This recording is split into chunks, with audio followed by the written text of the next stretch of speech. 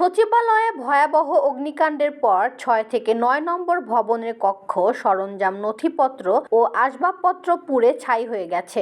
এই ঘটনায় ক্ষতিগ্রস্ত মন্ত্রণালয়গুলো এখন বিভিন্ন স্থানে অস্থায়ী অফিস স্থাপন করে তাদের কার্যক্রম চালিয়ে যাচ্ছে। ৩০ ডিসেম্বর সোমবার ক্ষতিগ্রস্ত এসব মন্ত্রণালয়ের একাধিক সূত্র বিষয়টি নিশ্চিত করেছে। জানা যায়, ক্ষতিগ্রস্ত সড়ক পরিবহন ও সেতু মন্ত্রণালয়ের অস্থায়ী অফিসের কার্যক্রম চলছে আব্দুল গনি রোডের রেল ভবনে। ডাক ও টেলিযোগাযোগ মন্ত্রণালয়ের অফিসের কার্যক্রম চলছে 0 পয়েন্টের জিপিও ভবনে। স্থানীয় সরকার, পল্লী উন্নয়ন ও সমবায় মন্ত্রণালয়ের অস্থায়ী অফিস চলছে ফুলবাড়িয়ার দক্ষিণ সিটি কর্পোরেশন ভবনে। যুব ক্রীড়া মন্ত্রণালয়ের অস্থায়ী অফিস চলছে জাতীয় ক্রীড়া পরিষদ, পুরানা পল্টন, বাইতুল মোকাররম গেট। শ্রম ও কর্মসংস্থান মন্ত্রণালয়ের অস্থায়ী অফিস চলছে বিজয়নগরের শ্রম ভবনে এবং অর্থ মন্ত্রণালয়ের আর্থিক প্রতিষ্ঠান বিভাগের অস্থায়ী অফিস চলছে 11 নম্বর ভবনে অর্থ উপদেষ্টার দপ্তরে।